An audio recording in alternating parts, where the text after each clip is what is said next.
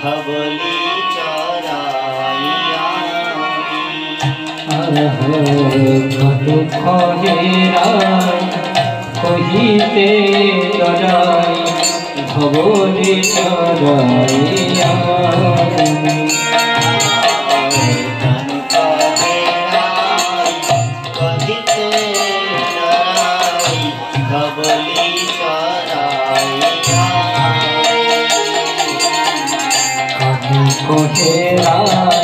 কহিতে ডরাই ধবলি চরাইয়া রাখালে আমতি না জানি প্রীতি রাখালিয়া যতি না জানি প্রীতি রাখালে আমতি না জানি প্রীতি রাখালিয়া মতি না জানি প্রীতি প্রেমের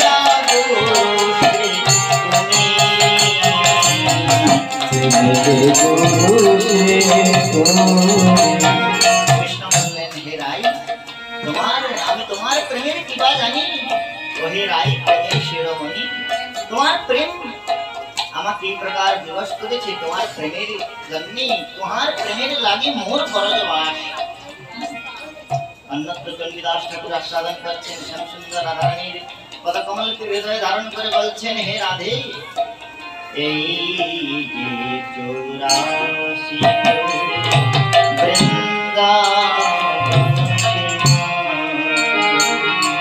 এই যে চৌরাশি কোষ বৃন্দাবন সীমা যত কিছু লীলা খেলা যত কিছু লীলা খেলা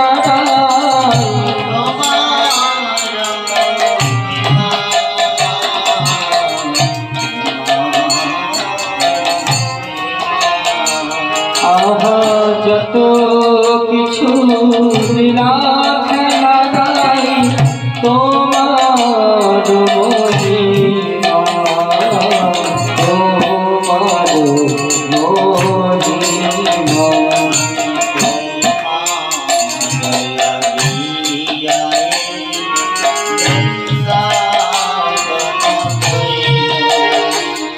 আমি তোমার লাগিয়া রে বৃন্দাবন কইল আমি তোমার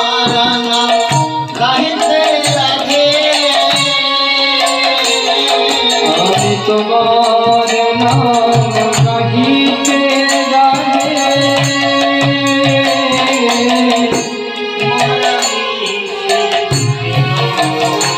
রাধে তোমার নাম গাহিতে রাধে আমি মুরুদ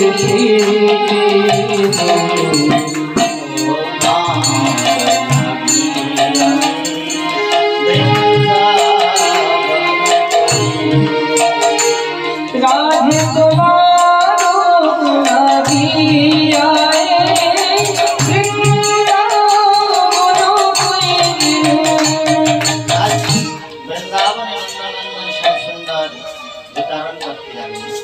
বস্তু ক্রীড়ার আস্বাদন করে আমরা লীলা গোজারণ করতে যাবেন প্রাণতত্ত্ব শ্যামসুন্দর সমাগমন করবেন বলে বৃন্দাবন অভিনব সাজে সুসজ্জিত হয়েছে বৃন্দাবনের বৃক্ষলতা সমূহ নবীন কিশলয়তে আর নব কুসুমেতে সুশোভিত হয়েছে নবীন কুসুমের সৌগন্ধ মকরন্দের সমাস্বাদন করবার জন্য ভ্রমরগণ কুসুমের চতুষ্পার্শ্বে গুঞ্জন করছে যেন বনদেবী আজ বিচিত্র বর্ণের নবীন শাটিকা পরিধান করে ভ্রমরের গুঞ্জন যেন বিনার টান বনদেবী যেন আজ বিচিত্র বর্ণের শাটিকা পরিধান করে বিনা বাদন করে শ্যামসুন্দরকে আবাহন করছেন আর যখন বৃন্দাবনে প্রকার ভ্রমরগণ গায়ন করছেন তখন সুখসারি আদি কলকণ্ঠ বিহঙ্গম যে সমস্ত পক্ষীগণ ছিলেন তারাও কলতান করতে শুরু করেছেন আর পক্ষীগণের কলতান শ্রবণ করে আকাশের গুরুগম্ভীর মেঘ মৃদুমন্দ ধ্বনি করছেন। মেঘ যেন মনে মনে চিন্তা করছেন, মেঘবর্ণন শুভাঙ্গম ভগবান সমাগমন করছেন। তাই হর্ষোল্লাসে মেঘ আজ যেন মৃদুমন্দ ধ্বনি করে হর্ষোল্লাস প্রকাশ করছেন। তার আনন্দে উচ্ছ্বলিত ধারা যেন বিন্দু বিন্দু জলকণা রূপে নিপতিত হচ্ছে। বনদেবী বৃন্দাবনের বনভূমিতে বিচিত্র বাদ্য যেন বেজে উঠেছে। নন্দনন্দন শ্যামসুন্দর গোচারণ করতে যাবেন। ভগবান মনে মনে চিন্তা করলেন যে আরে বয়স্ক মাতাজিদের কি হরি কথা এত অসুবিধা, তো ভয়ঙ্কর অবস্থা। 1-1.5 ঘন্টা একটু সাধন করা যায় না, কষ্ট করা যায় না?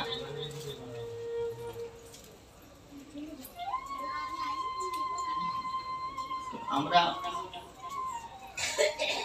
এত দূর থেকে আসি কেবল ভগবানের কথাটা বলবার জন্য। আপনারা যদি ভগবানের কথা শ্রবণে অভিলাষ না হয় তাহলে বলতে খারাপ লাগলেও, শুনতে খারাপ লাগলেও, ভগবানের কথায় যদি রুচি না হয় না, সারা জীবন তিলক ধারণ, কণ্ঠিমালা ধারণ, এগুলো সব বেকার দিবে। তো আমার কথা নয়, ভাগবতের রয়েছে ধর্ম সনিষ্ঠিত কুমসাম বিশ্বক্ষণ কথা সুযোগ নোৎপাদে যদিরতিম শ্রম অভিহিকে বলম। নন্দনন্দন শ্যামসুন্দর আজ বৃন্দাবনে প্রবেশ করবেন। বনভূমি বিচিত্র সাজে সুসজ্জিত হয়ে নানা প্রকার বাদ্য যেন বনদেবী বাদন করে শ্যামসুন্দরকে আবাহন করছেন। শ্যামসুন্দর মনে মনে বিচার করছেন যে আমি তো প্রতিভজন করা আমার স্বভাব, যথাং প্রপদ্যন্তে তাং তदैव ভজাম্যহং। তাই বনদেবীর বিচিত্র বাদ্যযন্ত্র শ্রবণ করে শ্রী শ্যামসুন্দর কি করলেন, বংশী ন্যস্ত মধুর কুশলম উজ্জ্বলম চন্দ্রকেন। উজ্জ্বল অধরে নন্দনন্দন শ্যামসুন্দর বংশী নষ্ট করে তিনি বেণুধ্বনি করতে করতে বৃন্দাবনে প্রবেশ করছেন। আর বৃন্দাবনের বনদেবী যে প্রকার ছন্দে ছন্দে কলতান করছেন, সেই প্রকার ভগবান শ্যামসুন্দর পদবিক্ষেপ করছেন। ধ্যান করুন, শ্রী শুকাচার্য ভগবানের ধ্যানে প্রতিবিম্বিত হয়েছে শ্রী নন্দনন্দন শ্যামসুন্দরের প্রতিমূর্তি। কিভাবে তিনি গোচারণ করবার জন্য বনে প্রবেশ করছেন। বৃন্দাবনে ছন্দে ছন্দে পদবিক্ষেপ করে নরোত্তমান গতিতে নন্দনন্দন ভগবান প্রবিষ্ট হচ্ছেন। তার চরণ কমলের দিব্য মণিময় নকুর ঝঙ্কৃত হয়ে আজ উল্লাস ভরে নরোত্তমান হচ্ছে। নকুর যেন মনে করছে যাবৎ কাল পর্যন্ত কত রমণীর চরণ বিভূষণ হয়েছি, কিন্তু আজ নন্দনন্দন শ্যামসুন্দরের চরণ কমলের দিব্য সংস্পর্শ লাভ করে প্রমোদিত হয়ে উল্লসিত হয়ে নকুর যেন বেজে উঠেছে। নকুর ঝঙ্কৃত হচ্ছে। নকুরের নর্তন সন্দর্শন করে কোটি দেশের মধ্যে ক্ষুদ্র ঘণ্টিকা আদি সমন্বিত যে কোটিবেষ্টন রয়েছে, সেই কোটিবেষ্টনের ক্ষুদ্র ঘণ্টিকা সমূহ নর্তমানে নর্তন করছেন। আর কোটিবেষ্টনের নৃত্য সন্দর্শন করে বৈজয়ন্তী পুষ্প দ্বারা বিনির্মিত, পঞ্চপুষ্প বিনির্মিত যে বৈজয়ন্তী মালা, সেই বৈজয়ন্তী মালা যখন শ্যামসুন্দর বনগমন করছেন, তার ছন্দে ছন্দে নরতমানে নৃত্য করছে। বৈজয়ন্তী মালা নৃত্য সন্দর্শন করে বক্ষস্থলে যে কৌস্তব মণি রয়েছে, সেই কৌস্তব মণি নর্তন করছেন। কৌস্তব মণি নৃত্য সন্দর্শন করে কর্ণাভূষণ যে মকরাকৃতি কুন্তল, সেই মকরাকৃতি কুন্তল ছন্দে ছন্দে নর্তমান হয়েছে। মকরাকৃতি কুন্তল নর্তন করছেন। এই কুন্তলের নৃত্য সন্দর্শন করে নাসাগ্রে পরমুক্তিকম নাসিকার অগ্রভাগে তিনি যে মুক্তাবিন্দু ধারণ করেছেন, সেই মুক্তাবিন্দু যেন নাসাবায়ু দ্বারা সঞ্চালিত হয়ে নর্তন করছেন। আর মুক্তাবিন্দু নৃত্য সন্দর্শন করে আটারির উপর হইতে ব্রজরমণীগণ শ্যামসুন্দরের রূপমাধুর্য দর্শন করেছিলেন। তিনি তাদেরকে ভ্রুকুটি হেলন দ্বারা তাদের প্রেমকে অভিবাদন করতে গিয়ে তার এই ভ্রুধনু নর্তন করছে। আর ভ্রুধনু নর্তন সন্দর্শন করে কপল দেশে যেমন করে বিকশিত পদ্মিনীর মধ্যে সহস্র সহস্র ভ্রমর এসে ঝাঁপিয়ে পড়ে, তেমনি ভগবানের সেই বৃষ্টির লাটের মধ্যে সেই আলুলায়িত কেশরাম, সেই কেশরাশি এসে ঝাঁপিয়ে পড়ছে।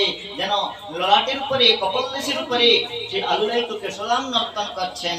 আর মস্তকের উপর, চূড়ার উপরে গুঞ্জা মালা দ্বারা বেষ্টিত চূড়ার উপরে শিখিপুচ্ছ, ময়ূরপুচ্ছ বৃন্দাবনের মৃদুমন্দ পবনে আন্দোলিত হয়ে নৃত্য করছে।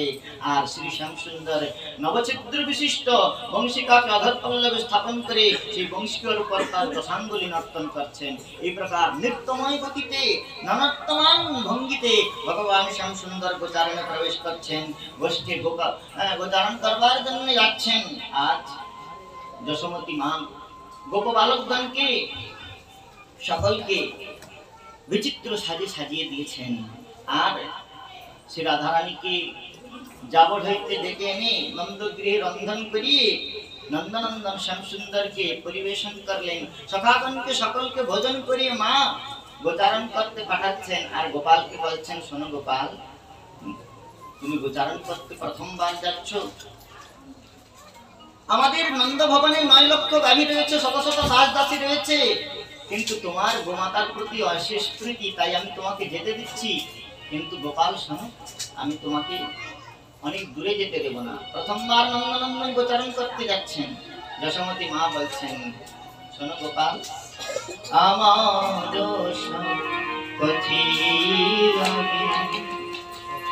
না যাইও ধেনু আগে, আমার সপথি না